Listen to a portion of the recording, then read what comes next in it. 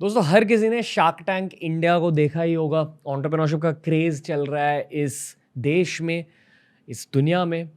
पर आप अपने पेरेंट्स को कैसे कन्विंस करोगे एंटरप्रेन्योरशिप के बारे में? आपको भी बिज़नेस स्टार्ट करना, आप सीखोगे कैसे? एमबीए करने जाओगे, एमबीए से आप बिज़नेस सीखोगे नहीं। अगर बिज़नेस सीखना है ना, आप सही पॉडकास्ट के यहाँ आए हो। चाय सुट्टा बार की शुरुआत की थी अनुभव डुबे ने, बहुत ही कम उम्र में, और अब एक इंटरनेशनल कंपनी बन चुकी है। यहाँ 250 से ज़्यादा आउटलेट्स है चाय सुट्टा बार के। इस एपिसोड में हमने कोशिश करी आपको प्रैक्टिकली जुगाड़ू तरीके से बिजनेस सिखाने की। अगर आप में से कोई इंजीनियरिंग स्टूडेंट है या स्टूडेंट है जनरली, तो पता है एग्जाम से पहले कोई सीनियर आपको कोई चीज़ बता देता है ना कि भाई इसका लॉजिक ये है, remember this in this way, ये जानिए इस सब्जेक्ट के बारे में। उसी टाइप का एक बहुत फ्रेंडली, बहुत ही ब्रो स्टाइल पर बहुत ही बिजनेस ओरिएंटेड एपिसोड है। आई होप आप इस एपिसोड से सीखें, और आई होप कि आप इस एपिसोड को अपने एंटरप्रेन्योरियल दोस्तों के साथ, जो आपके पोटेंशियल को फाउंडर्स है, जो आपकी पोटेंशियल टीम है, उनके साथ इस एपिसोड को शेयर करें। मुझे बहुत ज़्यादा मज़ा आया। मज़ेदार एपिसोड भी है, फ़नी एपिसोड है, and I hope that you feel the same way. Two business brothers explaining जुगाड़ू स्टाइल ऑफ बिजनेस, ताकि आप लाइफ में बहुत सारे बिजनेसेस खोल सके, बहुत सारे पैसे कमा सके, बहुत ज़्यादा इम्पैक्ट क्रिएट कर सके। ये है अनुभव डुबे on the Ranveer show Hindi.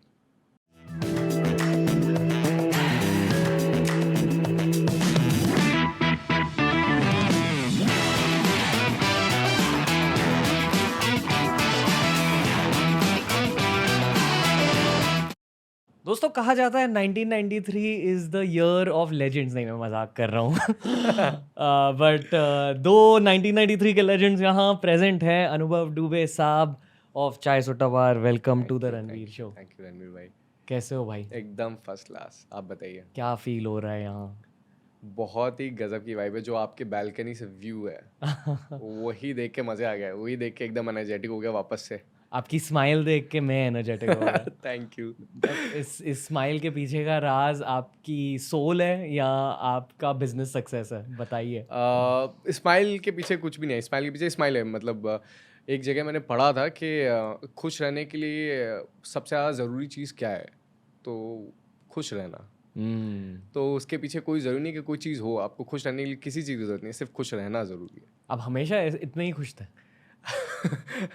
Try करता हूँ कि खुश रहूँ। मतलब मोमेंट बनाने की कोशिश करता हूँ। नहीं भी होता हूँ कई बार, तो मतलब थोड़ा दूर आने के बाद में वापस से चिल हो जाते हैं। बहुत कम एंटरप्रेन्योर्स इतने खुश होते हैं, बहुत कम एंटरप्रेन्योर्स।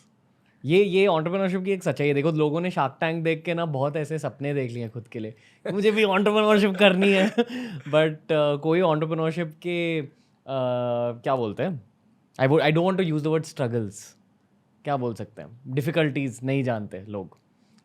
एटलीस्ट बॉम्बे में बहुत सारे लोगों को एंटरप्रेन्योरशिप करनी है विदाउट अंडरस्टैंडिंग कि एक्चुअली होता क्या है, सैक्रिफाइसेस क्या इन्वॉल्व होते हैं। और इसलिए मैं कह रहा हूँ कि बहुत सारे एंटरप्रेन्योर्स खुश नहीं होते, पर आप बहुत ज़्यादा खुश हो। चिल है। मतलब बहुत लर्निंग एक्सपीरियंस रहता है रणवीर भाई। एंटरप्रेन्योरशिप मैं बोलता भी हूँ, entrepreneurship is not a fairy tale. लोगों को दिखता है ना बाहर से कि बहुत ग्लैमरस है, स्टार्टअप में बहुत इजी अचीवेबल है। नहीं होता है। आपको स्ट्रगल तो करना ही पड़ता है। विदाउट स्ट्रगल तो आपको मिलेगा भी नहीं। फिर आपकी, अगर आप चाहते हो आपकी सक्सेस स्टोरी लोग बुनाएं और सुनाएं, तो अगर स्ट्रगल नहीं हो तो सक्सेस स्टोरी में किक नहीं आएगी वो। तो स्ट्रगल तो बनता है। What is the why for you? आप क्यों कर रहे हो ये सब? वाई एक गोल है, बाकी तो सब चीज़ उसको मीडियम है उसको अचीव करनी। So the why is happiness, and happiness for me is बहुत सारी चीज़ उसमें। अगर एंटरप्रेन्योरशिप को टारगेट रखे मैं बताऊँ तो give employment to the people, as many as people as I can. Not just employment, to impact their life, to change their life forever. देश को, इंडिया को प्राउड फील कराना वो सबसे ज़्यादा ज़रूरी है। तो trying to do that by selling kulhad tea to the entire world. कुछ 4-5 साल पहले मंक एंटरटेनमेंट और बिग ब्रेन और लेवल की शुरुआत से पहले मैं एक एमबीए स्कूल में गया था एक टॉक के लिए, और वहाँ मैंने, और किसी ने मुझसे पूछा कि आपके एंटरप्रेन्योरशिप का वाई क्या है, मैंने भी एम्प्लॉयमेंट का। और फिर 2-3 प्रोफेसर, एक एंटरप्रेन्योर भी, मतलब वो लोग जुड़ के खड़े हो गए और कहा कि नहीं नहीं, ये गोल नहीं होना चाहिए, आप देश के लिए कुछ कर रहे नहीं हो। ऐसे ये मत सोचो कि 5-6 लोगों को नौकरी दे के आप देश के लिए कुछ कर रहे हो। तो बहुत सारे ऐसे लोग होते हैं जर्नी के दौरान, पर जर्नी के स्टार्ट में भी। तो ये मैं पूछना चाहूँगा, बिजनेस के स्टार्ट में आपने काफ़ी सारा पैसा रेज किया है, आपने काफ़ी सारे आउटलेट्स खोले हैं, आपके बिजनेस प्लान्स बहुत बड़े हैं, आप 28 ईयर्स के हो, अभी 29 ईयर्स के होने वाले हो इस साल। But let's go back to the start, आपकी विजन क्या थी यार? क्योंकि बहुत लोगों ने शार्क टैंक इंडिया देखा है, फिर से shark Tank India thematic episode है ये पर बहुत लोगों ने शार्क टैंक इंडिया देखा है अभी। बहुत लोग सोचे कि मैं बिजनेस करूंगा लाइफ में, बिजनेस करूंगी लाइफ में, और रेफरेंस पॉइंट चाहिए होते हैं उन्हें, स्पेशली कॉलेज स्टूडेंट्स को, स्पेशली यंग प्रोफेशनल्स को जो 22-23 साल के, उनके लिए स्टोरी सुना दीजिए। सो जब हमने चालू किए थे करीब 22 साल का था मैं, 6 साल पहले। तो विज़न ऐसा था कि हम लोग सोच रहे थे कि करें क्या।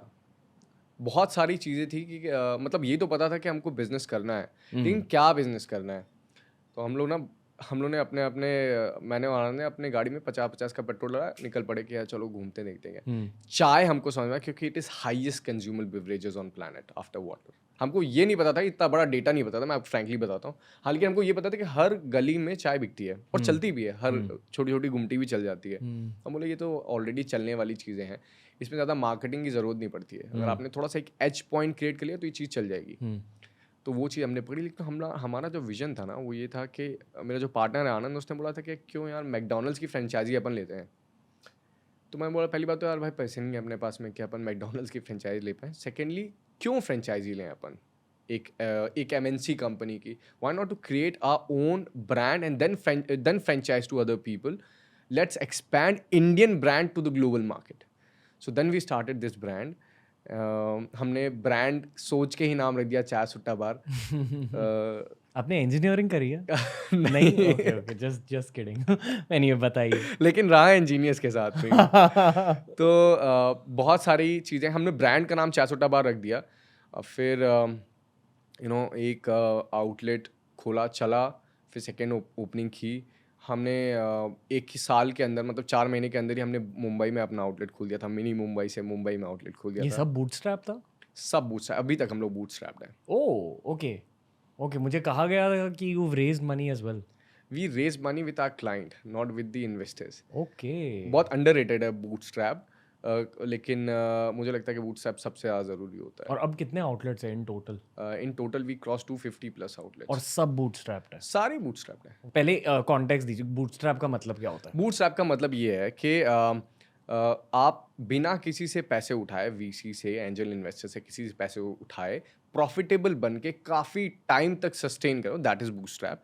तो जो मेरे अकॉर्डिंग बिजनेस करने का सही तरीका होता है, according to it me. Is amazing तरीका, उससे अच्छा तरीका ही नहीं है। अगर आप बूटस्ट्रैप हैं, आप प्रॉफिटेबल हैं, देखिए मैं आपको बताता हूँ, अगर कोई फंडेड है, इसका मतलब है कि वो it is trusted bye bunch of investors या ग्रुप है। आपका अच्छे ऑडिट हो गई है वो मान लीजिए। लेकिन अगर शार्क टैंक जैसा है तो आपकी ऑडिट भी नहीं हुई अच्छे से। आप तो आए, आपने पिच किया, आपको पसंद आया, आपको दे दिया। बूटस्ट्रैप में आप ट्रस्टेड हैं कस्टमर से, एंड यूजर से, मतलब आप चल रहे हैं। आपको सालों साल कोई नहीं रोक सकता है। आपको थोड़ा सा इनोवेशन और प्रोडक्ट डेवलपमेंट इनोवेशन करना पड़ेगा। आप निरंतर चलोगे, आपको रोक नहीं सकता है। और अगर आप फंडेड हो सकता है आप चलो, हो सकता है ना चलो। और आपके ऊपर एक लाइबिलिटी है और आप अपने शेयर्स डाइल्यूट कर रहे हो। तो मुझे लगता है बूटस्ट्रैप बहुत ही अच्छा तरीका होता है कोई भी बिजनेस करने का। और बहुत सारे लोगों का की वजह, एंटरप्रेन्योरशिप करने की वजह होती है कि नहीं मुझे बॉस नहीं चाहिए लाइफ में, ये वो, दैट्स फॉर सम पीपल। पर अगर आप मनी को रेज करते हो, अगर आप इन्वेस्टर्स के पास जाते हो, वो एक तरह का बॉस एम्प्लॉय सिचुएशन भी बन जाता है। ऑफ कोर्स बहुत ज़्यादा मेन स्ट्रीम में भी जब वो आते हैं ना, कोई भी फंडिंग लेके आता है तो आपके मैनेजमेंट में भी दखल होता है। मतलब वो पॉजिटिव दखल भी हो सकता है, नेगेटिव भी हो सकता है, लेकिन दखल होता है। तो हो सकता है कि आप अपने विजन से डेविएट हो जाते हो। कई बार क्या रहता है कि कई स्टार्टअप सिर्फ पैसा छापने के लिए नहीं आते हैं। वो आते हैं एक इम्पैक्ट क्रिएट करने के लिए। उनका एक मिशन रहता है, एक विजन रहता है, वो थोड़ा बहुत डेविएट हो सकते हैं उस चीज़ से। तो अब आपकी विजन क्या है after 250 outlets? To expand this out, हम लोग का विजन है कि इंडिया की जो मिट्टी है ना, जब भी कोई चाय पीना है उस दुनिया में, ये इंडिया की मिट्टी को चूमे। और ये जो मिशन है हम लोग, मैं कभी भी स्टार्टअप नहीं, ये जो मिशन है, हम लोग पूरे हर एक देश में अपना आउटलेट खोलना चाहते हैं। और T being the highest consumer beverages, जो भी पिए हमारे देश को एम्प्लॉयमेंट जनरेट हो, हमारे देश की मिट्टी को भी चूमे, तो ये हम लोग का एक सपना है। क्रेजी। आपकी गर्लफ्रेंड है? ऑन कैमरा बताना है। गर्लफ्रेंड है ब्रो। क्योंकि मेरे एंटरप्रेन्योरशिप की जर्नी में मुझे टाइम नहीं मिल रहा है। बताइए। अब मेरे को भी नहीं मिल रहा है। सच में ये okay, I think the question is more कि आपके पास टाइम है लाइफ में। मुझे टाइम बिल्कुल नहीं मिल रहा है लाइफ में भाई। और ये भी एक फैक्टर है जिसके बारे में लोग ज़्यादा बात नहीं करते विथ रिस्पेक्ट टू एंटरप्रेन्योर्स। पता है, जब जब मैं किसी नॉन एंटरप्रेन्योर को ये कहता हूँ ना कि यार टाइम नहीं है लाइफ में, I can't maintain a relationship, तो लोग ऐसे चलते चलते रुक जाते हैं और मुझे देख के कहते हैं कि इट्स ऑल अबाउट प्रायोरिटीज। अगर चाहिए तो आप टाइम बना सकते हो, बट दैट्स नॉट ट्रू। और मेरे काफ़ी सारे रिलेशनशिप्स टूटे भी हैं एंटरप्रेन्योरशिप की वजह से। आपने टीवीएफ पिक्चर्स देखी है? हाँ। उसमें जैसे वो ब्रेकअप हो जाता है नवीन कस्तूरिया का, तो मेरी वही सीन हुई है 2-3 बार। 2-3 बार। आप बताइए। मेरी तो I mean on and off चलता रहता है। I try to maintain relationship, any kind of relation, made be girlfriend boyfriend वाला रिलेशंस, फ्रेंड्स वाला रिलेशंस, और अपने मम्मी पापा के लिए जो भी करना है, so I try to do it, और करता भी हूँ। कोशिश करता हूँ कि जितना टाइम निकाल सकूँ टाइम निकाल भी लेता हूँ। काफ़ी स्टार्टिंग में बहुत प्रॉब्लम जाती थी, लेकिन जब थोड़ा सा चीज़ों को ऑटोमेटिक गियर में आप डाल देते हो, एक अच्छी टीम बन जाती है, तो काफ़ी चीज़ें वो संभाल लेती है। जैसे कि अभी 400 बार के लिए मेरा फ्रंट में आना ज़रूरी नहीं है। जो बैक एंड की टीम्स है, जो टीम है 70-80 लोग जो ऑफिस में काम करते हैं, संभाल लेंगे। सॉरी, वो वाइब फील हो वो रही है आपके नहीं, आपको रहना पड़ेगा क्योंकि आपका फेज है। मजा आ रहा है आपसे बात करके। नहीं, I hear you bro. I think एक बहुत ही इम्पॉर्टेंट कॉन्सेप्ट डेलीगेशन का कॉन्सेप्ट होता है, जो फॉर्चुनेटली फॉर सम रीजन मैंने बहुत जल्दी सीख लिया लाइफ में। I think because of influencer, Manish Pandey जैसे इन्फ्लुएंसर्स। पर बहुत सारे यंग एंटरप्रेन्योर्स स्पेशली डेलीगेशन सीखते ही नहीं। I feel probably till as 28 till as 30। काफ़ी सारे एंटरप्रेन्योर्स मैंने ऐसे भी देखे हैं जिन्होंने मेरे साथ स्टार्ट किया था, but they still doing the same thing they are doing. The only difference between me and them is वो लोग डेलीगेट करते ही नहीं। और आई डोंट नो वाई, पर इंडिया में डेलीगेशन की स्किल भी कम है और डेलीगेशन का कल्चर भी कम है। आई डोंट नो वाई, थोड़ा वो कंट्रोल फ्रीक कल्चर रहता है इंडियन बिजनेस में। आपने देखा है? मतलब ऑन एन एवरेज, मैं हर बिजनेस की बात कर रहा हूँ, MNCs ही नहीं, कॉर्पोरेट्स ही नहीं, स्टार्टअप इकोसिस्टम ही नहीं, सारे के सारे, जो किनारा स्टोर आप देखते हो, कोई भी रेस्टोरेंट, बेसिकली आप जो भी काम कर रहे हो डेलीगेट कर देते हैं अपन उस चीज़ को, मतलब टीम के थ्रू करते टीम हैं। के थ्रू करते हैं। बट बहुत, ये कहने को बहुत आसान है, पर एक्चुअली करने में इट्स डिफिकल्ट।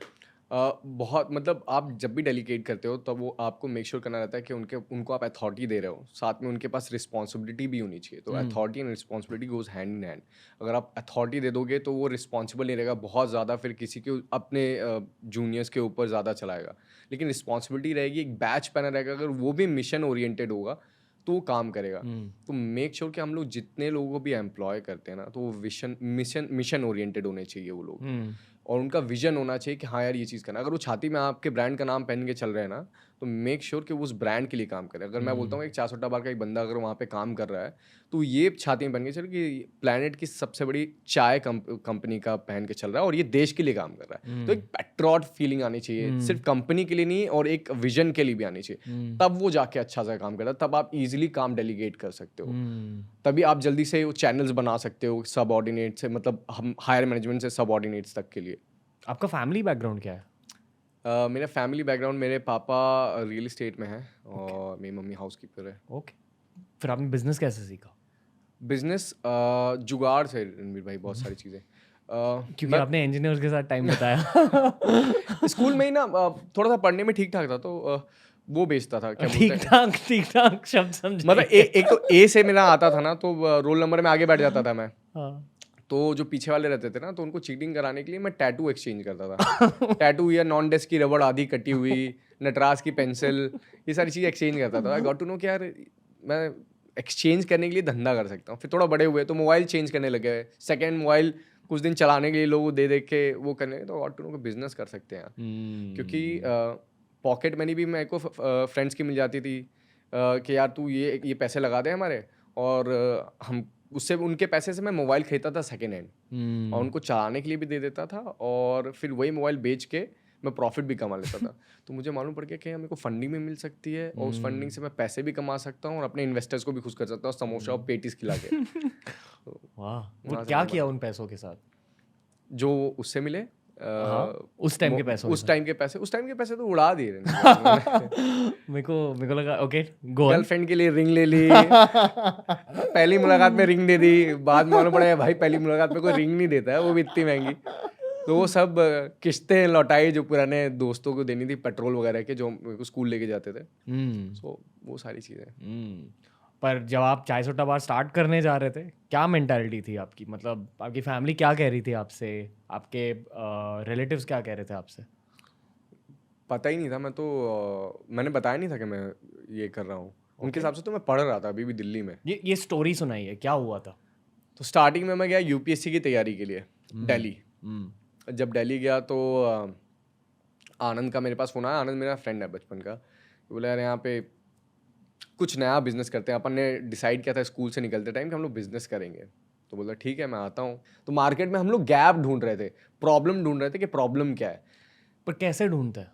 हम लोग घूम रहे थे, हम लोग ऐसे नहीं नॉर्मली घूम रहे थे। Okay. जबकि प्रॉब्लम आप घर पे बैठ के भी एनालाइज कर सकते हो ऑब्जर्वेशन से, लेकिन हम लोग का ऑब्जर्वेशन थोड़ा फिजिकल था क्योंकि अभी भी हम लोग ऑफलाइन बिजनेस में हैं। एक मिनट पॉज, फिर एज अ 28-year-old एंटरप्रेन्योर आप अब क्या करते? घर पे ही बैठते और खुद के लाइफ में गैप्स को नोटिस करते? हाँ, observation is the key. Okay. अगर आपको गैप फाइंड करना है कोई धंधे का, अगर आपको करना है कोई धंधा करना है, तो मैं हमेशा बोलता हूँ धंधे को कभी भी ना ऐसे नहीं कि जो आपको पसंद है वो करो। धंधे में जो मार्केट की डिमांड है आपको वो एनालाइज करनी पड़ेगी। वो आप घर पे बैठ के भी कर सकते हो कि क्या डिमांड है। गूगल के थ्रू या सिर्फ ऑब्जर्वेशन या दोनों? गूगल के थ्रू, मतलब अगर आपको किसी चीज़ में एक स्टिक करना है फिर आपको सर्वे करना पड़ेगा, फिर आपको प्रॉपर R&D लगेगी। तो R&D के लिए गूगल आपको लगेगा, आपको ऑफलाइन सर्वेज भी लगेंगे। और ये सारी चीज़ आप यूट्यूब से सीख सकते हो, गूगल बिल्कुल से सीख सीख सकते सकते हैं। हो। रणवीर भाई के शो में अरे आके सारी चीज़ मिल जाएगा, कंटेंट। डू भाई साहब, पर ठीक है बट कंटिन्यू स्टोरी, अनपॉज। सो ये ऑब्जर्वेशन बहुत जरूरी होता है। एक बार आप ऑब्जर्वेशन कर देते हैं फिर आपको डिसाइड करना था कि आपको कितनी कैपिटल लगेगी। फिर कैपिटल आपको रेज करनी पड़ती है। अगर आपके पास सफिशिएंट कैपिटल है ठीक है, नहीं है तो आप रेज करो। आप रेज करने के लिए बहुत सारी चीज़ें यूज़ कर सकते हो। घर पे भी दोस्तों से मांग सकते हो, रिलेटिव से मांग सकते हो, नहीं दोस्त से मांग लो। जैसे मैंने अपने हार्डवेयर, हम लोग के यहाँ पे पैसे नहीं थे बोर्ड वोर्ड लगाने, पेंट उंट करने के लिए, तो हम अपने दोस्त से लेके आ गए कि भाई अभी तू पेंट दे दे, तेरे यहाँ वैसे भी खराब हो गया ये। वो लोग मिक्स करते हैं पेंट को तो कहीं खराब हो जाता है, हम वही पेंट पोत दिए थे। मतलब आप क्रेडिट में भी अगर आपकी नेटवर्किंग अच्छी तो you can use that credit. Do you think business is people skills more than it is product skills? Of course. बताइए। हम लोग ने एक वर्ड क्रिएट किया, कॉइन किया, दैट इज साइकोलॉजिकल टेस्ट। वो हमने कैसे बनाया, हम लोग ने जब हमारी पहली दुकान खुली थी तो मैं दोस्तों से बहुत रिच हूँ, तो मेरे दोस्त बहुत सारे हैं। मतलब बचपन से हॉस्टल में तो बहुत सारे दोस्त बन गए। तो जब हमने पहली शॉप खोली तो हमारी दुकान चल नहीं थी, तो मैंने अपने दोस्तों को बुला लिया कि आ जाओ। बगल में वैसे भी गर्ल्स हॉस्टल था, तो वो आ भी गए गर्ल्स हॉस्टल के चक्कर में, फ्री चाय के चक्कर में आ गए। तो इतनी भीड़ देख के ना लोग भी आ गए, बोले अरे क्या इतनी भीड़ लगती है इनके यहाँ पे, कुछ ना कुछ तो गजब देता है जो इतनी भीड़। उनको नहीं पता है कि वो मेरे ही दोस्त है, फोकट में बैठे हुए इसलिए भीड़ लग रही है। तो ये लोगों के अंदर एक साइकोलॉजी क्रिएट हो गई कि यार ये क्या है। सो आपको लोगों को ना समझना बहुत ज़रूरी है। वो जैसे समझे उसके हिसाब से पासा फेंकना लोगों के हिसाब से। तो आपको डिमांड जनरेट करने के लिए उनको पहले लोगों को समझने के बाद में आपको प्रोडक्ट प्लेसमेंट करना पड़ता है। प्रोडक्ट आपका सेकेंडरी होता है, आपका मेन टारगेट आपका कस्टमर होना चाहिए। जैसे मैं हमेशा बोलता हूँ वी सेल वाइब। प्रोडक्ट हमारा कुछ भी नहीं है, वाइब है कि अच्छे गाने बज रहे हैं, यंगस्टर्स हैं, कुल्हड़ चाय है, तो साइकोलॉजी की वजह से बिक जाता है, साइकोलॉजी की वजह से बिक जाता है। अब देख मैं आपको बहुत सारी चीज़ें हैं, हम लोग दिखते भी है मार्केट में। अभी रणबीर भैया के शो में हम लोग दिख रहे हैं तो लोग बोलेंगे यार ये काम करें। फिर लोग जानते हैं हमारी स्टोरी, जानते हैं कि हमने कैसे स्टार्टिंग से कैसे काम किया है। ग्लोबल चलेंगे ना, दुबई वाला टैग, ग्लोबल वाला टैग, तो चलो इंडिया में भी मिल रहा है, अपना देसी ब्रांड है तो क्यों विदेशी ब्रांड में जाए। आई फील कि कोई भी स्टार्टअप के अर्ली स्टेजेस में ना वो पूरी एनर्जी बेस्ड स्टोरी होती है एक, पर मिडिल स्टेजेस में कंपटीशन का एक एलिमेंट आ जाता है। तो अभी क्योंकि और भी ब्रांड्स हैं इंडिया में सिमिलर, जो लोग मानेंगे कि आपके राइवल ब्रांड्स हो सकते हैं, उनका देखने का नज़रिया क्या है आपका? एथिकली बात करता हूँ पहले तो। Sure. Competition is very good for us, for every venture, क्योंकि वो आपको लेथार्जिक नहीं बनाता है। आप एनर्जेटिक रहते हो, आप प्रोडक्ट डेवलपमेंट करते रहते हो, नहीं तो एक तो वो, सेकेंडली आपकी मोनोपॉली क्रिएट हो जाएगी, कस्टमर्स को नया मिलेगा नहीं। आप अपना माल 10 का बेच रहे हो, 1000 का बेचोगे, कल 1 लाख का बेचोगे तो भी लेना पड़ेगा। वो होता नहीं है जनरली, मार्केट में बहुत कम होता है। तो कंपटीशन गुड, क्योंकि आप इनोवेट करते हो और कंपटीशन से आपको लर्न करना चाहिए। अब सेकेंडली मैं प्रैक्टिकल चीज़ में आता हूँ, बिकॉज हम लोग फर्स्ट मूवर एडवांटेज है हमारे पास में। हम लोग ऑलरेडी 250 ब्रांड में, हमारे पास डेटा है कंज्यूमर्स का। हमने इवॉल्व किया है, हमने कॉपी नहीं किया है ब्रांड को, हम इवॉल्व किया। हमने 7 रुपए की चाय से, कुल्हड़ चाय से स्टार्ट किया, तो वी नो कि हम लोग को कैसी चीज़ ऐड करके आगे बढ़े। वेयर जिन लोगों ने सिर्फ कॉपी किया है, दे डोंट नो कि क्यों हमने वो चीज़ एलिमिनेट की। वो आपने बल्ब वाली थ्योरी सुनी होगी ना, कि 1000 इन्वेंशन के बाद में उसको एक चीज़ सही मिली थी, जिससे उसने बल्ब बनाया था। सो बेसिकली जो हमने 999 जो हम लोग नहीं किया ना, वो उनको नहीं पता है। तो हम लोग के पास एडवांटेज है कि हमको क्या गलतियाँ नहीं करनी है। सो ये और बाकी हम अपने कंपटीशन से सीखते ही आते हैं हमेशा, और वेलकम करते हैं। It's a very big market Ranveer भाई। चाय वाले अगर हमारे जैसे 75 भी आ जाते हैं, कोई फ़र्क नहीं पड़ता हमको। सबका पेट चलेगा, उनका भी चलेगा, हमारा भी। इंडिया इतनी बड़ी कंट्री है, बहुत बड़ा, बहुत बड़ा। ये इंडियन मार्केट की एक यूनिक बात है, जो ऑनेस्टली मैंने पूरी दुनिया में ट्रैवल किया है, बहुत सारे एंटरप्रेन्योर से मिला हूँ, बट इंडियन एंटरप्रेन्योर्स बहुत ज़्यादा कंपेटिटिव होते हैं, एंड आई थिंक वो भी हमारी कल्चर की वजह से है। शायद हिस्टोरिकली इंडिया में इतने इन्वेजन्स हुए, इसलिए हमारे कल्चर में वैसी वो बात बन गई है कि नहीं, कम्पीट करो, डिफेंड योर सेल्फ, ये वो। और बचपन से हमें कहा जाता है वो शर्मा जी का के बेटे की मेंटालिटी, वो सब मेंटालिटीज़ है हमारे कल्चर में। पर इंडिया की यूनिक बात है कि बहुत बड़ा मार्केट है, and there is room for everyone to win. और ट्रू, लोग ये भी नहीं जानते कि इंडिया का मार्केट सिर्फ इंडिया नहीं है, पाकिस्तान भी हो सकता है, श्रीलंका भी हो सकता करेक्ट है, है। बांग्लादेश हो सकता है, दुबई हो सकता है, और यूएसए में भी अब इंडिया एक कूल कल्चरल पावर बन गया है। आप हार्ड पावर सॉफ्ट पावर जानते हाँ हो जी, जियो हाँ जी, हाँ पॉलिटिक्स जी। में? हार्ड पावर मतलब मिसाइल्स और हाँ गन्स जी, और हाँ ये। जी, हाँ जी, बिल्कुल, सॉफ्ट पावर बिल्कुल। मतलब लिटरेचर, हाँ, song, culture, culture, food, yoga, yoga. ऐसे सब हाँ चीज़ें। जी, हाँ जी। और आई थिंक इंडिया का अभी टाइम आ चुका है, अगले एटलीस्ट 50 सालों के लिए इंडिया का सॉफ्ट पावर का एक पीक है। तो इंडियन एंटरप्रेन्योर्स के बाद बहुत बड़ा मार्केट है खेलने के लिए। बट एनीवे दैट्स अगर मैं एफ.एन.बी की आपको इसमें एक ऐड कर दूं, श्योर। एफ.एन.बी में, क्योंकि हम लोग, मैं आपको बताता हूँ, इंडियन कुजीन की इतनी रिस्पेक्ट है कि मैं आपको क्या बताऊँ, बहुत ज़्यादा रिस्पेक्ट है। Even the Pakistani people are putting our name, मतलब इंडिया के नाम से वो ब्रांड चलाते हैं। तो और वैसे भी जो हम लोग का टेस्ट बड्स है ना, तो साउथ एशियन कंट्रीज़ का टेस्ट बड हमसे मैच करता है बहुत ज़्यादा। तो जो भी हम लोग चीज़ यहाँ पे इंडिया में बनाते हैं, वो लोग आराम से पी सकते हैं, खा सकते हैं। जैसे पाकिस्तानीज़ हो गई, बांग्लादेशीज़ हो गए, इवन श्रीलंका का टेस्ट भी हमसे बहुत ज़्यादा मैच करता है। तो वैसे भी वेस्टर्न कंट्रीज़ में भी जाया जाता है, लंदन में आप देखिए इंडिया के ब्रांड भतेरे हैं, और लोग बहुत ज़्यादा प्रेफर करते हैं। इवन दी नॉट जस्ट देसी, गोराज प्रेफर इंडियन ब्रांड्स। तो बहुत अच्छा चल रहा है सॉफ्ट पावर में, तो फाड़ रहा है वैसे भी इंडिया। सिर्फ इंडिया में, क्योंकि आप इतने सारे शहरों में आपने एक्सपैंड किया, अलग अलग शहरों के बारे में आपने क्या सीखा, और अलग अलग अलग स्टेट्स के बारे में आपने क्या सीखा? Not just taste wise, everything as customers एक एक जैसे ही है सब इंडियंस? नहीं, नहीं, नहीं। हमारे यहाँ पे एक कहावत है रणबीर भाई, कि पग-पग में ना भाषा और स्वाद दोनों बदलता है। तो लोगों का इंडिया के अंदर? इंडिया के अंदर, तो टेस्ट, हम लोग बेसिकली टेस्ट के लिए काम करते हैं ना। टेस्ट और लोगों का देखने का नज़रिया, प्रोडक्ट का देखने का नज़रिया। कई बार लोग ऐसा आ जाते हैं कि यार बार है, चाय सुट्टा बार है, तो शायद सिगरेट बेचता होगा, दारू बेचता होगा, जबकि हम लोग नहीं बेचते हैं। तो लोगों को पता नहीं रहता। तो लोग इनिशियली ना उस चीज़ के लिए बहुत ज़्यादा रिलक्टेंट हो जाते हैं कि नहीं, हमारे बच्चे वहाँ पे नहीं जाएंगे। जैसे Beer Biceps, same parallel same. Problem. बताइए। तो ये मैं सीख रहा हूँ आपसे कि बीच बीच में कैसे अपने ब्रांड को डालना। चाय से बताइए। तो सॉरी, वाइब में फंस गए फिर से। Very vibey podcast. तो बोलिए। तो हर जगह पे ना लोग चेंज होते हैं, उनके परसेप्शंस चेंज हो जाते हैं हर जगह पे। टेस्ट ऑब्वियसली चेंज होता है। कई जहाँ पे लोग चीनी ज़्यादा प्रेफर करते हैं, कहीं पे कम प्रेफर करते हैं। वैसे ही कहीं पे लोग, कई जैसे 5 उंगलियां बराबर नहीं होती, तो लोग अलग अलग रहते हैं। अगर इंट्रा बॉर्डर की बात करूं मैं, तो जैसे कि हम लोगों ने दुबई में खोला, so one person asked me कि आप इंडिया में तो चल लिए हो, क्या आप दुबई में चलोगे? तो मैंने बोला कि यार हम लोग इंडिया में ना घाट घाट का पानी पिया हमने, हर छोटे छोटे शहर में खोला। मैंने यही उसको दोहा सुनाया जो मैंने आपको बताया। बोले कि यार ये है ही कितना बड़ा दुबई, हमारे जबलपुर जितना है, तो हम यहाँ पे भी चल जाएंगे। और पहले दिन पहले दिन हम लोग का जिस दिन आउटलेट खुला, हम लोग वहाँ पे कुछ भी फ्लैश नहीं आप कर सकते हो, इकोनॉमी डिपार्टमेंट से आपको परमिशन लेनी रहती है अगर आप कोई चीज़ फ्री सर्व करते हो, बहुत स्ट्रिंजेंट यू नो। नया देश था हमारा, लेकिन पहले दिन ही हमारे यहाँ पे 2000 से ज़्यादा लोग आए, नॉट जस्ट फ्रॉम दुबई बल्कि फुजायरा, अजमान, अबू धाबी, तमाम जगह से आए थे।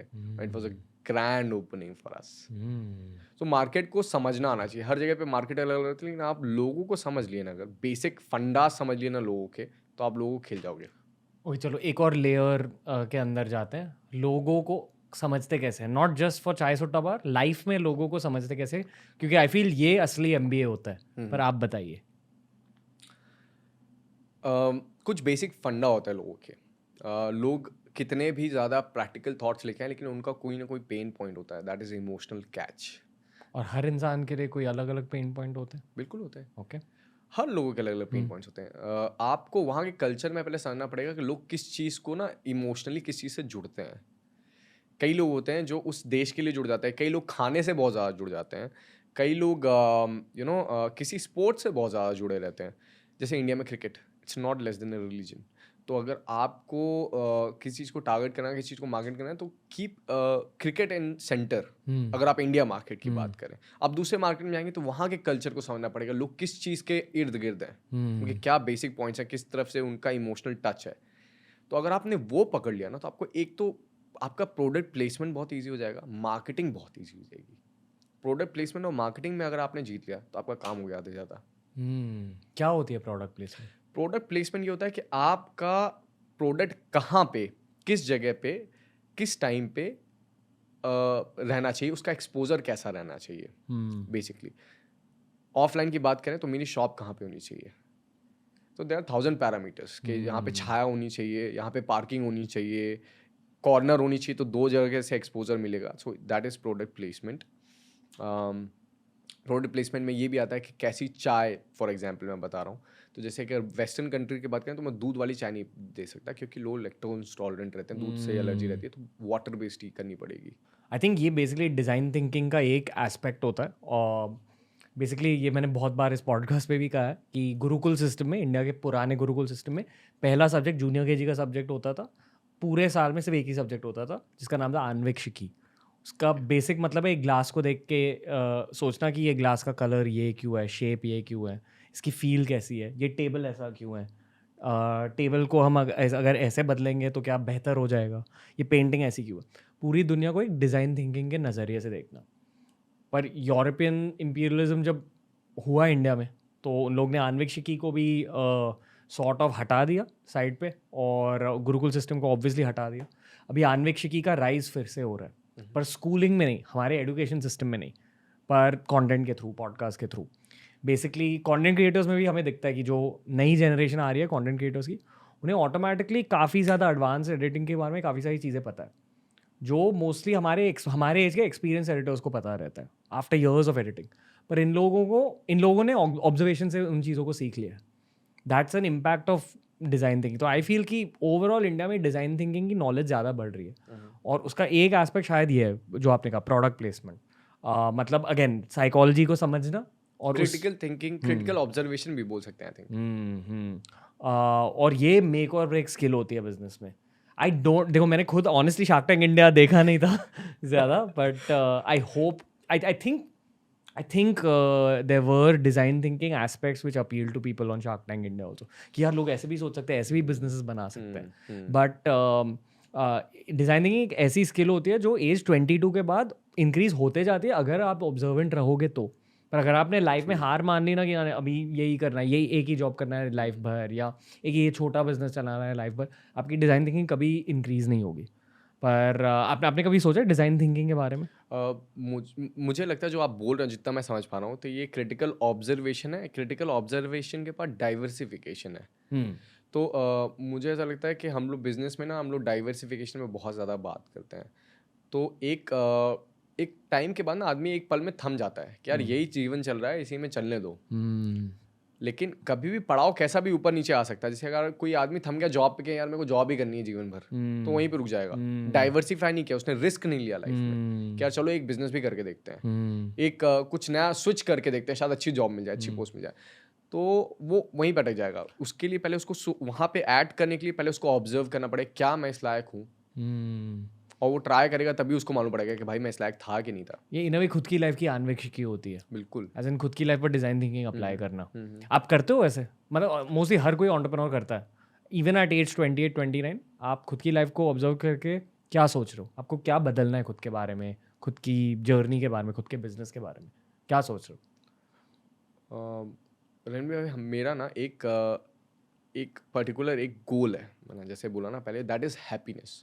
उसको अचीव करने के लिए बहुत सारे मीडियम्स हैं। जैसे कहीं पे मेरे को जाना है, फॉर एग्जांपल यहाँ से मेरे को लोखंडवाला जाना है, तो एक रास्ता होगा। फॉर एग्जांपल अगर वहाँ पे कुछ कंस्ट्रक्शन चल रहा हो तो मेरे को दूसरी गली पकड़नी पड़ेगी, लेकिन मेरा अल्टीमेट एम वही है, that is happiness. To achieve that happiness I have to I might have to change the ways, but लेकिन मेरे को पहुँचना वहीं तक है।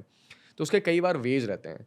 एक बार ये है कि चलो पैसे कमा लिए, ठीक है, लोगों का भला कर दिया, ठीक है, नेक्स्ट क्या है आपके पास में?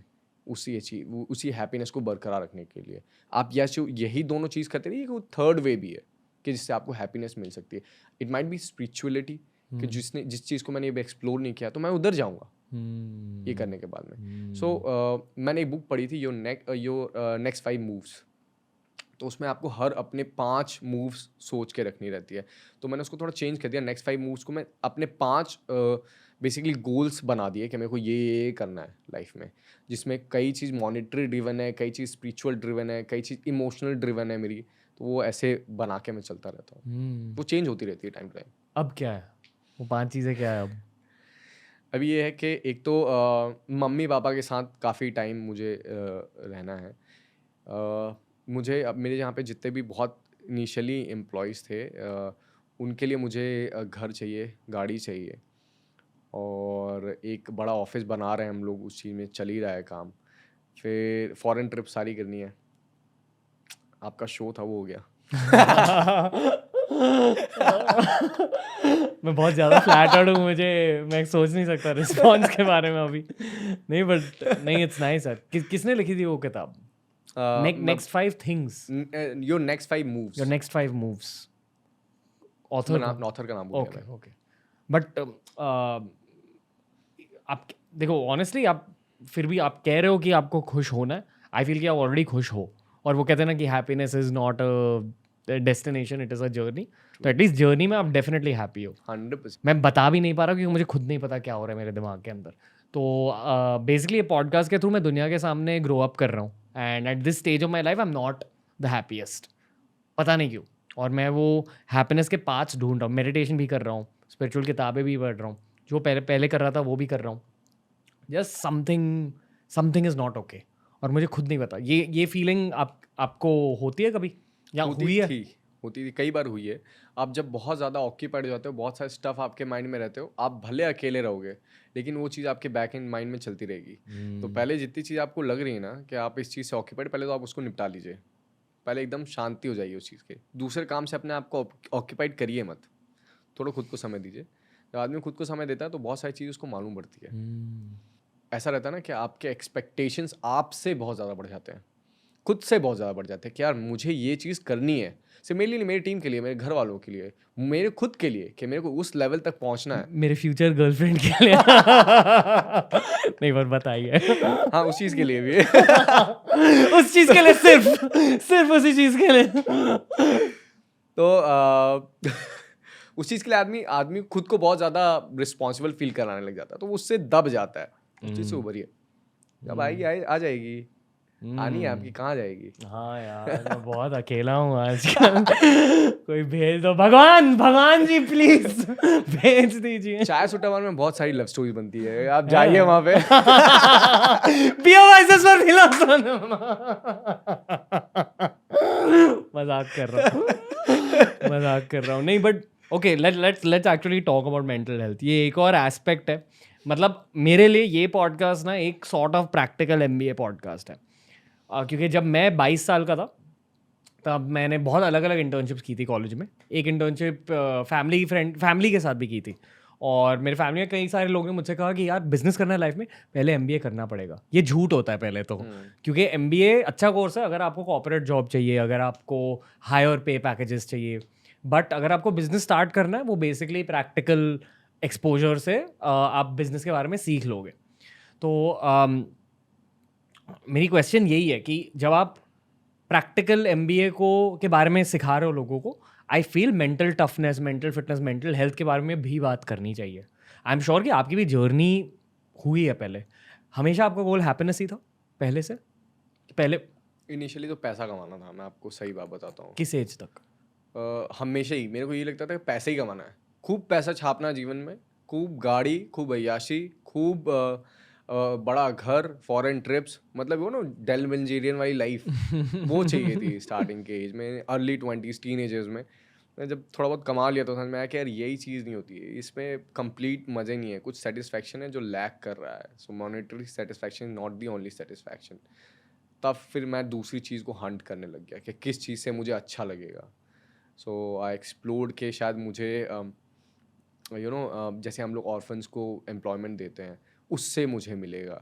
शायद मुझे देश के लिए कुछ करने से अच्छा फील होगा ना, मेरे घर वालों को कैसे इम्पैक्ट कैसे क्रिएट करूँगा मैं हर जगह, वहाँ से मुझे अच्छा फील होगा। तो वो आपका आंसर है अभी हाँ जी, कि इम्पैक्ट से आपको खुशी मिल रही है? बिल्कुल इम्पैक्ट से खुशी मिलती है। मे बी मेरे लिए वो आंसर है शायद। May be that's was missing. True. जो आपने कहा कि एक पॉइंट था जहाँ पहले आपको लगा कि पैसे ही सब कुछ होता है, फिर पैसों को कमाने के बाद आपका वो स्विच हो गया। पर वो स्विच होने के जस्ट पहले आप अपने माइंडसेट में जाकर, तभी के माइंडसेट में जाकर ये बता सकते हैं कि पैसों की फीलिंग क्या होती है जब बहुत सारे पैसे आ जाते हैं, तो आपके दिमाग में बदलता क्या है? जब बहुत सारे पैसे आपके पास में, जब पहला पैसा आता है, मैं आपको बताता हूँ ना, तो हम लोग को कैसा लगता है जब हमारे पास पहला पैसा है ना, तो हम लोग लाइबिलिटीज इतनी सारी थी, टचवुड कि हमारे पास लाइबिलिटीज थी, नहीं तो हम बह जाते कहीं पे। हमारे पास लाइबिलिटीज थी कि हमारे पास बोर्ड नहीं था लगाने के लिए, तो 2-3 महीने तक, 1.5-2 महीने तक हमारे पास बोर्ड नहीं था, तो हमारी लाइबिलिटीज थी हमको बोर्ड लगाना है, तो हमने पहला पैसा आया तो बोर्ड लगाया हम लोग। ये फिर बूटस्ट्रैपिंग का कमाल होता है जिस बूट बैठ स्ट्रैपिंग का, कि आपको डिसिप्लिन रख। डिसिप्लिन रखता है। नहीं तो अगर आपके पैसा आता है आपको बिगाड़ देता है। फिर आपको चाहिए रहता है लग्जरियस ऑफिस, अच्छा ऑफिस चाहिए रहता है। फिर आपको IITs या IMBAs चाहिए रहते हैं दिखाने के लिए, मे बी आपको एक अच्छी गाड़ी चाहिए रहती है, आप शो ऑफ में चले, आप थोड़ा बिखर जाते हो। तो जब पहला पैसा आता है ना, तो आपको कैश बर्न से बचाता है अगर आपके पास लाइबिलिटीज। ये बूट स्ट्रैप का कमाल है। और अगर आपका पहला पैसा आया और आपने उसको बर्बाद कर दिया, आप ग्रो नहीं कर पाओगे, आपको फंडिंग लगेगी तभी, तभी आपको फंडिंग लगेगी। तो पहला पैसे की ना जो फीलिंग रहती है ना, बहुत ग्रैंड होती है, बहुत ग्रैंड होती है। आप उसको चाहे जला दो, चाहे उसको यूटिलाइज कर लो, जो फीलिंग होती है ना, वो ऐसा रहता है ना कि आप मूवीज़ में देखते हो ना, ये पहला पैसा मैं अपनी माँ के लिए कुछ खरीदूंगा या अपने पापा के लिए कुछ लेके जाऊंगा, वो फीलिंग होती है वो। आप ज़रूर, आपको नहीं लगेगा कि आप अभी खरीद पाओगे वो पैसे से, लेकिन यही पैसा आगे चल के जब पैसा बनाओ, तब आप अपने माँ बाप को वो दे पाओगे जो आपने सोचा था कि अपनी कमाई से अपने माँ बाप को देंगे। It is amazing feeling. I feel कि ये जो इम्पोर्टेंस गिवन टू मनी है, पैसों की इंपॉर्टेंस एक स्पेस ऑक्यूपाई करती है आपके दिमाग में, एंड जैसे जैसे आप बेसिक करियर में आगे चलते जाते हो, आपकी वो पैसों की इंपॉर्टेंस कम हो जाती है और अलग अलग फैक्टर्स से रिप्लेस हो जाते हैं। शायद फैमिली टाइम, या फैमिली के लिए प्यार, या रिलेशनशिप के लिए प्यार या जो भी स्पिरिचुअलिटी, अलग अलग फैक्टर्स आ जाते हैं। पर किसी को इन चीज़ों को एक कॉलेज स्टूडेंट को सिखाना चाहिए, देश भर के कॉलेज स्टूडेंट्स को सिखाना चाहिए, क्योंकि कॉलेज में आपका बहुत अलग अलग नज़रिया रहता है करियर्स को लेके, पैसों को लेके। कॉलेज में ना अक्सर हमें ये कहा जाता है कि यार दुनिया भर में, स्पेशली इंडिया में, बहुत सारे शार्क्स है, दुनिया आपको खा जाएगी। दो सवाल है आपके लिए। पहला, उस पैसों के इम्पोर्टेंस के स्पेस को किन किन चीज़ों ने रिप्लेस किया, और दूसरा सवाल, वो शार्क्स के बारे में भी बता दीजिए। ये एक कॉलेज स्टूडेंट के लिए, क्योंकि कॉलेज स्टूडेंट को ऐसे ऐसे पर्सपेक्टिव्स मिलना बहुत ज़रूरी होता है किसी भी कॉलेज स्टूडेंट की लाइफ में। कॉलेज नहीं, बल्कि स्कूल टाइम से मिलना बहुत ज़रूरी है। हम लोग के यहाँ पे ना एक सब्जेक्ट हुआ करता था, मॉरल साइंस। हमेशा ना उसमें सिर्फ पासिंग मार्क्स ही रहते थे, वो काउंट नहीं होता था कभी भी उस चीज़ का। उसको मैंडेटरी बना देना चाहिए पहली चीज़ तो, और उसको और इन डेप्थ सिखाना चाहिए। एंटरप्रेन्योरशिप एज अ सब्जेक्ट लेके आना चाहिए, उसके बारे में सिखाना चाहिए। पर्सनल फिनेंस बहुत ज़रूरी है, पैसा बहुत ज़रूरी है लाइफ में, कमाना आपको, उसके बिना काम ही नहीं चलना है। जो शार्क्स है ना, आपको खाई जाएंगे। आपको पैसा तो कमाना ही है, लेकिन उस पैसे का यूटिलाइज कैसे करना है, ये सिखाना ज़्यादा ज़रूरी है। कि आप पैसा तो कमा लोगे, उसको कैसे यूज़ करना है, आपके लिए सही यूजेस क्या है। एक कस्टम प्लान तैयार होना चाहिए बचपन से ही कि आपकी हॉबी क्या है, आप क्या चाहते हो, और उसी प्लान को आपको लाइफ टाइम इम्प्लीमेंट करना चाहिए। छोटे छोटे मॉडिफिकेशन या फिर आप बड़े मॉडिफिकेशन भी आप कर सको, ये अमेंडमेंट्स आप कर सको, ये टीचिंग्स आपको मिलनी चाहिए। कंफ्यूज नहीं हो के ग्रो होना चाहिए कि पैसा ही सब कुछ है या फिर पैसे ही छाप लिए तो आपका काम हो गया। नहीं, उसको यूज़ भी तो करना है। कैसे यूज़ करोगे? हमारे कहावत है कुबेर का धन भी रखे रखे ख़त्म हो जाता है। तो आपके पास बहुत पैसा भी ना, तो आप उसको ऑप्टिमम यूटिलाइज नहीं कर पाओगे। तो optimum utilization of cash, optimum utilization the fund you have, आपको ये चीज़ सिखाना चाहिए स्कूल टाइम में। पैसा बिल्कुल पेट्रोल की तरह होता है, बेसिकली उसे रीयूज़ करना चाहिए। बिल्कुल। एनर्जी के एक मतलब लोग पैसे की तरह देखते हैं, पैसों को एनर्जी की तरह देखना चाहिए कि अगर आपके पास है तो इसको और ज़्यादा बढ़ा कैसे सकते हो आप, and that's how you continuously increase your money. पर दूसरा सवाल, ये जो शार्क्स की बातें करी हमने अभी, कि शार्क्स होते हैं, आई एम श्योर कि आपके 7 साल के करियर में आपने भी काफ़ी सारे शार्क्स से आपकी मुलाकात हुई होगी। आई एम श्योर कि लोग आपके पास आके पहले तो मे बी इनिशियली आपको डाउट करते थे, नीचे खींचने की कोशिश करते थे। इवेंचुअली कुछ ऐसे भी शार्क्स शायद आए होंगे जिन्होंने आपको इन्वेस्टमेंट अपॉर्चुनिटी दी थी, and now when you look back you must be thankful to yourself कि थैंक गॉड कि नहीं लिया। आई एम श्योर कि ऐसे सिचुएशंस हुए होंगे आपके लाइफ में। मेरे लाइफ में काफ़ी सारे सिचुएशंस हुए जहाँ लोगों ने मेरे क्या बोलते हैं, basically they've tried to take advantage of me, they've tried to take advantage of my innocence as a young entrepreneur. तो young entrepreneurs के क्या मैसेज है शार्क्स के बारे में? क्योंकि इस पॉडकास्ट में हमने साइकोलॉजी की बात करी, पीपल स्किल्स की बात करी, ये भी एक पीपल स्किल होती है कि खुद बच कैसे सकते हैं, क्योंकि दुनिया में शार्क्स होते हैं। बिल्कुल होता है। मैं आपको पहले ही क्लियर कर दिया, entrepreneurship is not a fairy tale. क्या आपको लग रहा है परियों की कहानी है, बहुत अच्छा अच्छा होता है? ऐसा कुछ भी होता है। मैं तो ऑफलाइन बिजनेस में, तो मुझे पता है कि रोड पे जब हमारी दुकान पे लोग कैसे कैसे आते हैं। आपके एक गुंडा भी आएगा जो बोलेगा चाय, मेरे से पैसे लेगा। सो कॉल्ड पॉलिटिशियन भी आएंगे वहाँ पे, जो लोकल पॉलिटिशियंस रहते हैं। बहुत सारे भीड़ लग जाती है तो पुलिस का डंडा भी चलता है। Probably we are the youngest company India जिसके पास में 5 साल के 6 साल के अंदर में 2 बार छापे पड़ गए। क्या मिला के देते हो? सो एन नंबर ऑफ थिंग्स चाहिए। तो एक एंटरप्रेन्योर को ना, शार्क मैं बोलूँगा आपको एक पानी जैसा होना चाहिए। किसी भी ढांचे पे आप ढल जाओ, शार्क होंगे। डरना किस बात का? अगर आप काम अच्छा कर रहे हो, आपको पता है इस चीज़ से लोगों को इम्पैक्ट हो रहा है, चीज़ अच्छी चीज़ करो, डरोगे किस बात है? किसी डर ही नहीं लगेगा। डरिए मत। अगर आपको लगता है कि आप अच्छा काम कर रहे हैं, किस बात का डर? आप लगे रहो, आप प्लानिंग करो, एग्जीक्यूट करो उस प्लानिंग को और लगे रहो काम में। अच्छी टीम बनाओ और लोगों को साथ में जोड़ो, लोगों को एजुकेट करो कि आप अच्छा काम कर रहे हो, लोग आपके साथ जुड़ेंगे। कस्टमर बेस बढ़ाओ। शार्क से कोई फर्क नहीं पड़ता, आएंगे ही। आज छोटी शार्क आएगी, कल बड़ी शार्क आएगी। आज पिराना है, कल तो असली में शार्क आएगी। जब जैसे जैसे आप बड़े होते जाओगे, शार्क का लेवल बड़ा होता जाता है, लोग बड़े बड़े आने लग जाते हैं, गिद्ध आने लग जाते हैं। फिर आपको सबको मिला के चलना है। बेसिकली आप ये कह रहे हो कि डिफेंडिंग पर फोकस करने से ज़्यादा आपको खुद की अग्रेशन और खुद के अटैकिंग पर फोकस करना चाहिए। बिल्कुल, आपको अटैकिंग होना चाहिए। आपको दोनों चीज़ होनी चाहिए, सिर्फ अटैकिंग नहीं। अटैकिंग में कई बार क्या होता है ना कि आपसे बड़े भी हैं, जो मार्केट में प्लेयर्स हैं, वो हो सकता है आप एग्रेसिव होकर कई गलत डिसीजन लिए। तो आपको ना देखना है कि कहाँ पे नरम होना, कहाँ पे गर्म होना है। आपको अगर एंटरप्रेन्योर हो तो आपको न्यूट्रल होके, थोड़ा सा नरम होके ज़्यादा चलना है। लेकिन जहाँ पे नरम होके बात नहीं चली, आपकी लक्ष्मी में जहाँ पे बात आई, तो लड़ जाओ सामने वाले से, देखा जाएगा जो होगा। लड़ने के बारे में बताओ, कन्फ्रंटेशन, लीगल बैटल्स, इन सब चीज़ों के बारे में बताओ। ये भी बहुत एक, अगर प्रैक्टिकल MBA की बात कर रहे हैं तो ये भी एक सब्जेक्ट होना चाहिए। कोर्ट कचहरी की मैं आपको बात करूं तो रणवीर भाई बहुत सिर्फ लीगल बैटल्स नहीं, मैं यही सारी चीज़ बता रहा हूँ मैं आपको। बहुत सारी बैटलिंग आती है ना, आपको इमोशनल बैटल भी करना पड़ता है। आपको कंपटीशन भी एक बैटल ही है आपके लिए। आपको हर जगह पे प्रैक्टिकल अप्रोच लेनी पड़ेगी।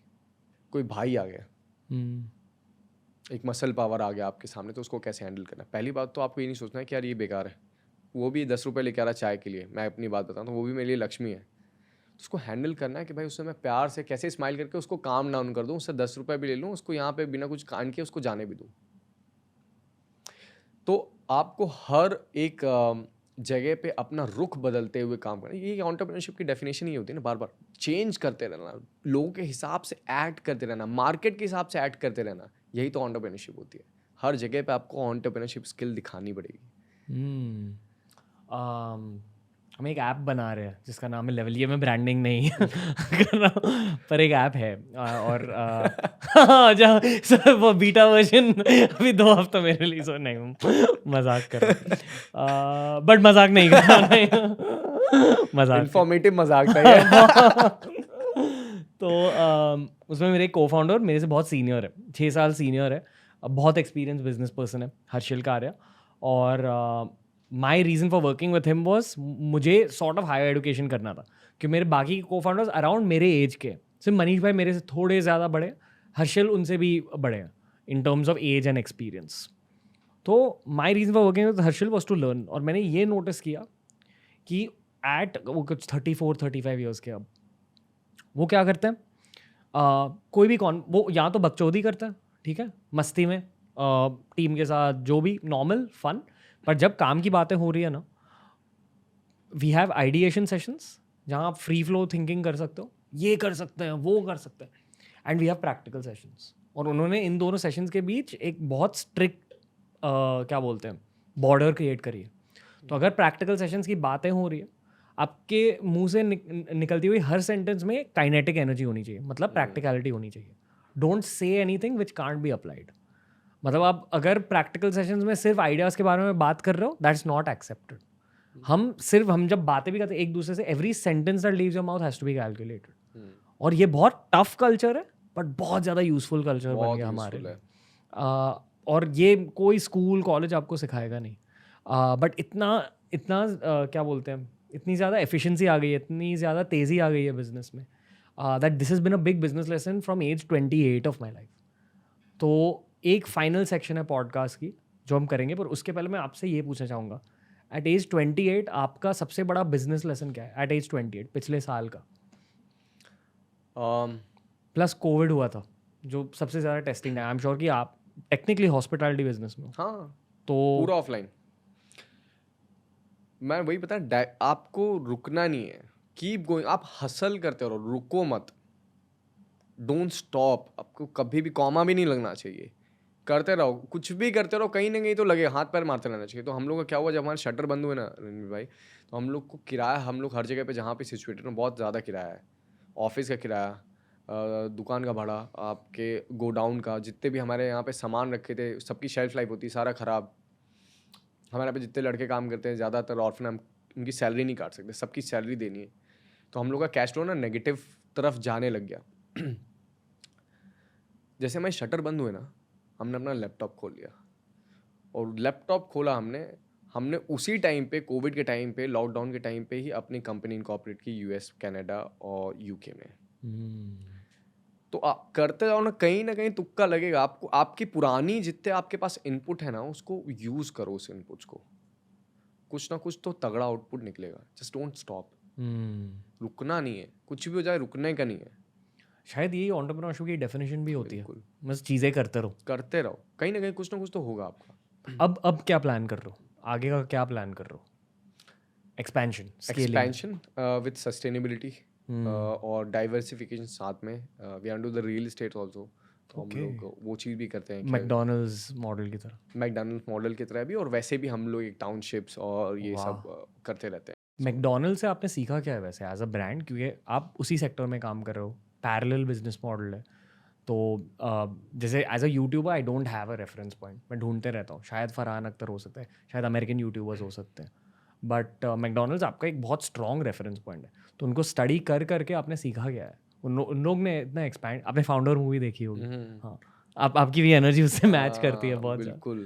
पर क्या सीखा आपने मैकडॉनल्ड से? डिसिप्लिन, सिस्टम SOPs बहुत ज़्यादा। क्या होता है SOP? स्टैंडर्ड ऑपरेटिंग प्रोसेस, कि आप इस चीज़ के बाद ये करोगे, इस चीज़ के बाद ये करोगे, इतना टाइम लोगे उस चीज़ के लिए। SOPs बहुत वेल डिफाइंड है। Basically not just McDonald's, Starbucks, जितने भी वेस्टर्न कंट्री के जितने भी बिग जायंट एक F&B मॉडल्स हैं, सबसे हम कुछ ना कुछ सीखते हैं रणवीर भाई। तो इन लोग का ना डिसिप्लिन बहुत अच्छा रहता है, SOPs बहुत अच्छा रहता है, मार्केटिंग बहुत अच्छा, पैसे आ गए तो मार्केटिंग कर लेते हैं। तो इनसे हम लोग यही चीज़ सीखते हैं कि किसी चीज़ को कैसे स्टैंडर्डाइज किया जाए। और भी बहुत सारी नई नई चीज़ें हैं, ड्रेसअप सीखते हैं उनसे, क्यों ये चीज़ यूज़ कर रहे हैं, कोई ना कोई कारण होगा। अगर उन लोग का एक कलर भी चेंज हुआ ना, एक हेयर कैप भी उनने पहनी है उस कलर की पहनी, तो वो चेंज क्यों किया, ज़रूर कुछ ना कुछ कारण हो, क्योंकि इतने बिग लेवल पे काम कर रहे हैं। और हमको भी वही बनना है। अभी वही देश में हमारे बेचते थे, अभी हमको विदेश में जाके, हम लोग गोरों को भी बेच रहे हैं फ्रेंचाइजी, सो उनसे हम सीख रहे हैं। कैसा रहता है उनके साथ काम करना?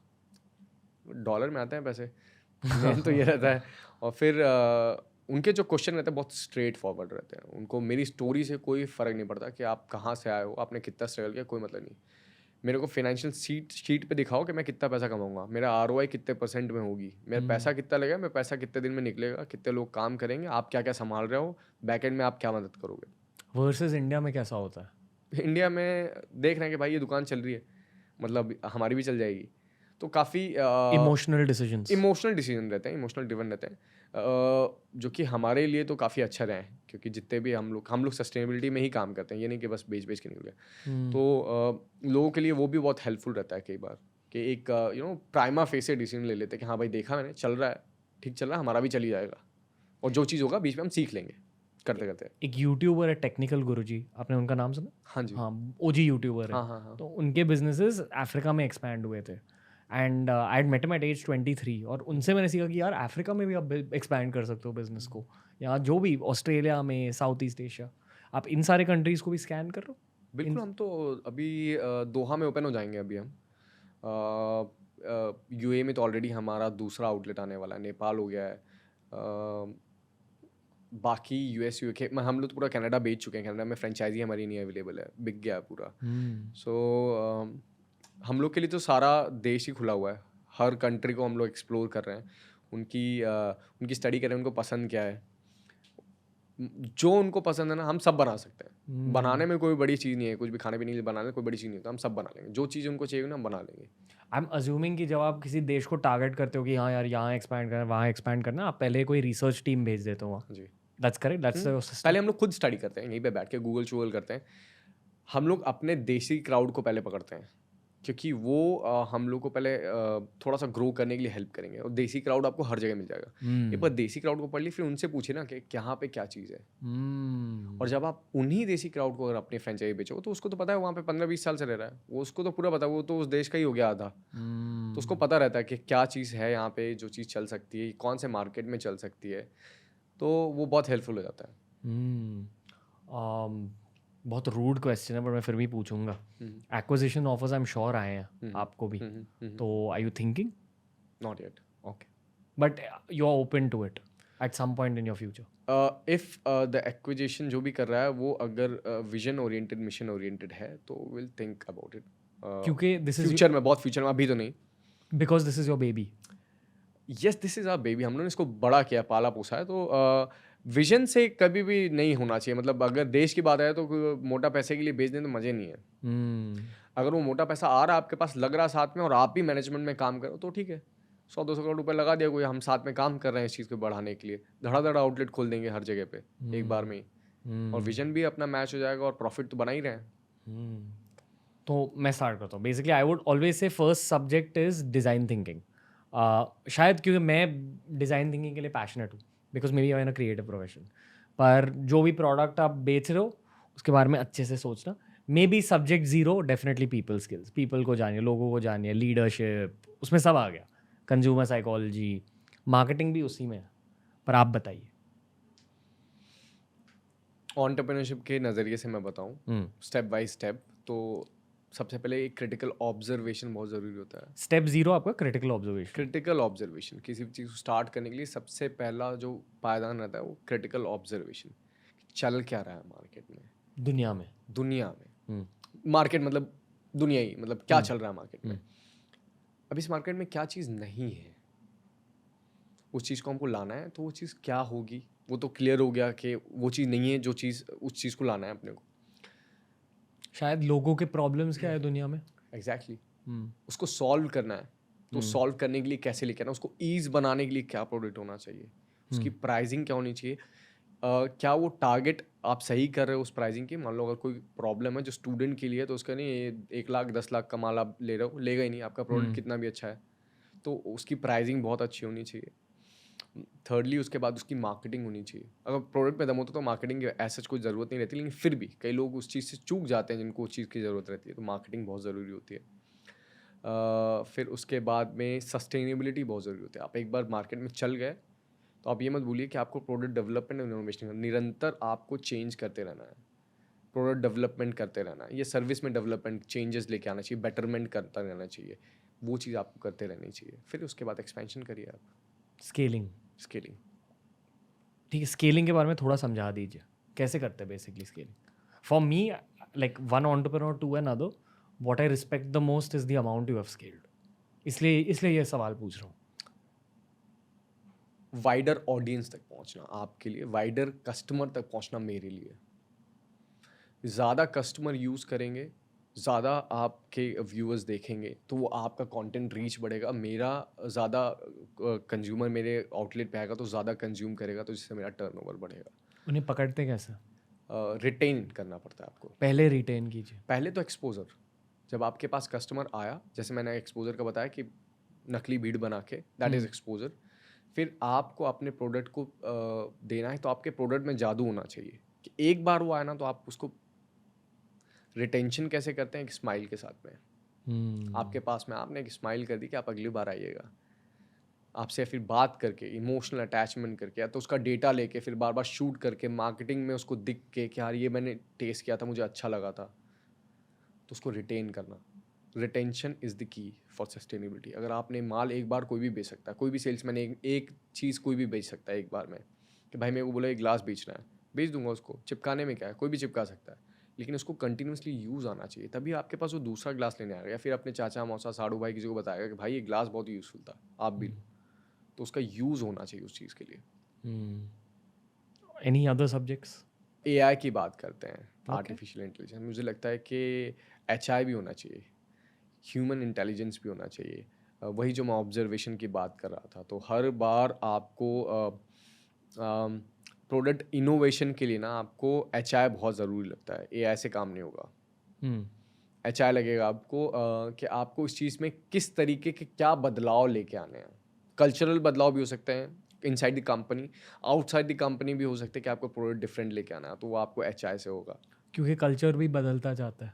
आज दुनिया में कल्चर भी बदलता जाता है, हैबिट्स बदलते जाते हैं. बिल्कुल बदलती है, हर टाइम बदलती है. और शायद जितने भी आपने शायद 5-6 सब्जेक्ट्स को नेम किया है, ये 6 सब्जेक्ट ना अगेन सुनने में आसान है, बट एक्चुअली अप्लाई करना मुश्किल होता है. बहुत मुश्किल है. और इसलिए कहते हैं कि 9 out of 10 startups fail, and the one which succeeds follows the all 6 very well. And they have to follow it. मतलब वो हमेशा ही फॉलो करता रहना चाहिए. कभी भी एक बार भी चूके ना, तो उनका बहुत लॉस होना है. कभी आपको पागलपंती वाली फीलिंग महसूस होती है एंटरप्रेन्योरशिप में कि यार पागल हो रहे हैं हम?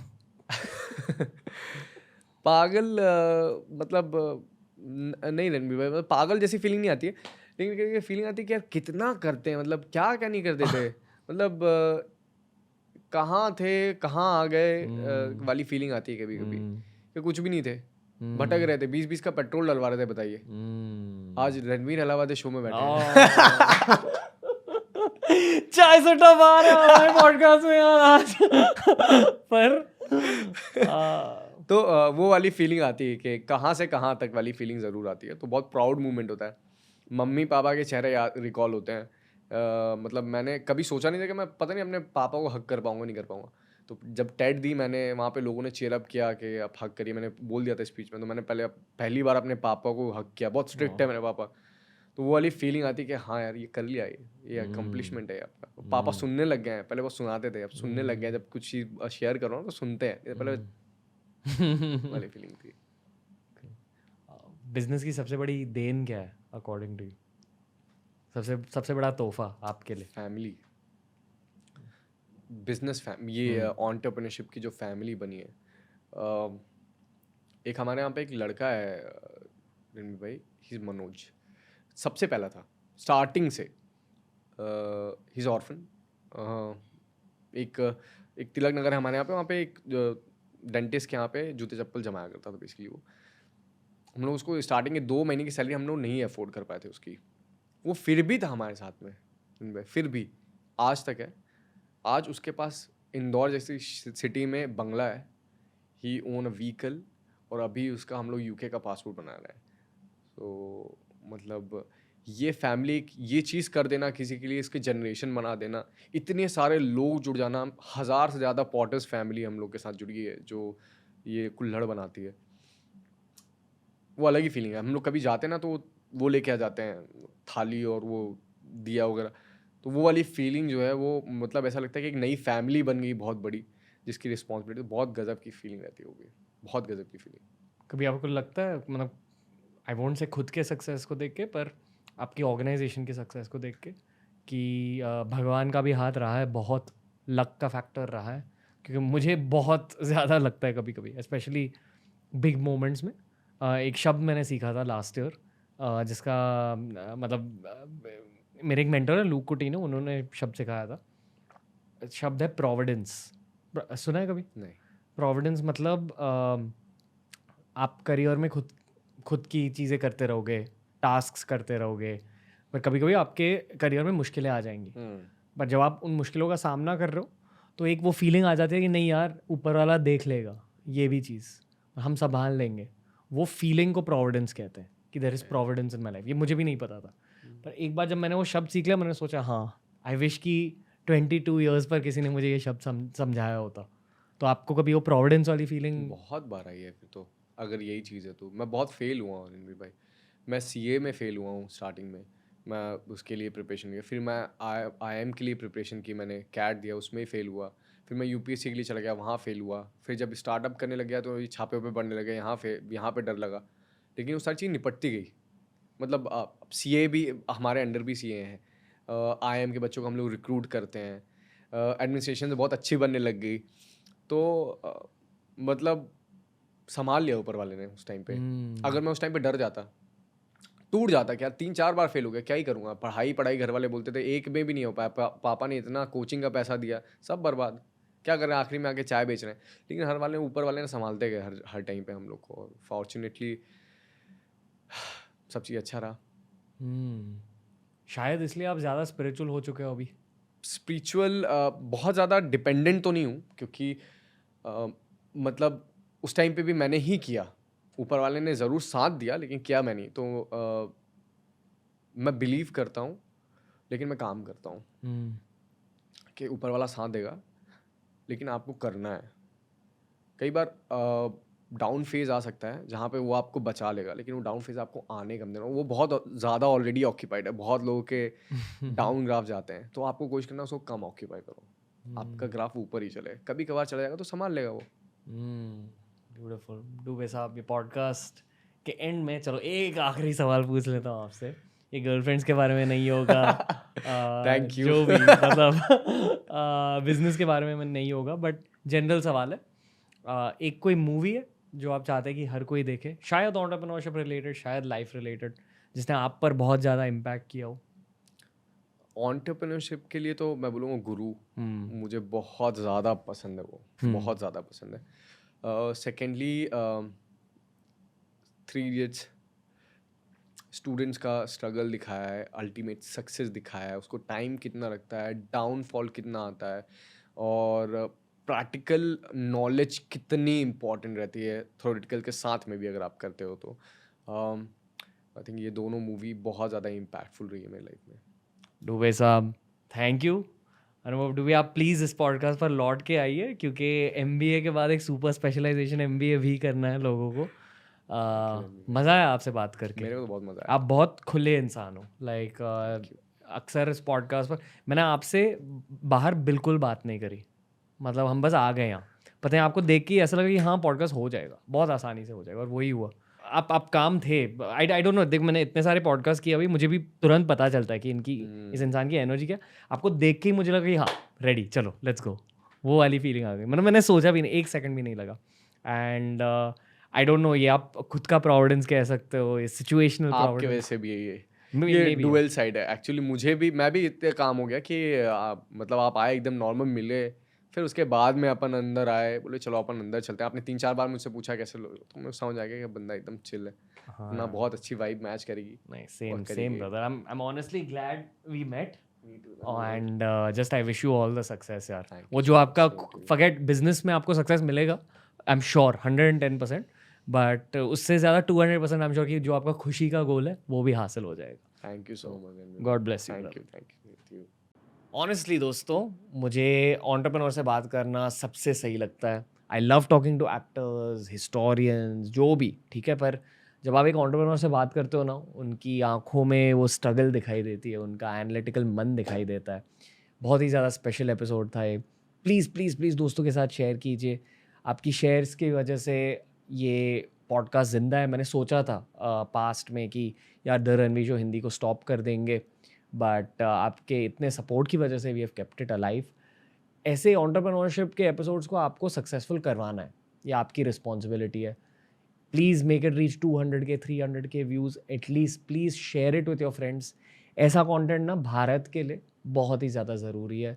Keep supporting TRS Hindi. ऐसा कंटेंट आते रहेगा. Thank you. Love you all. जय हिंद.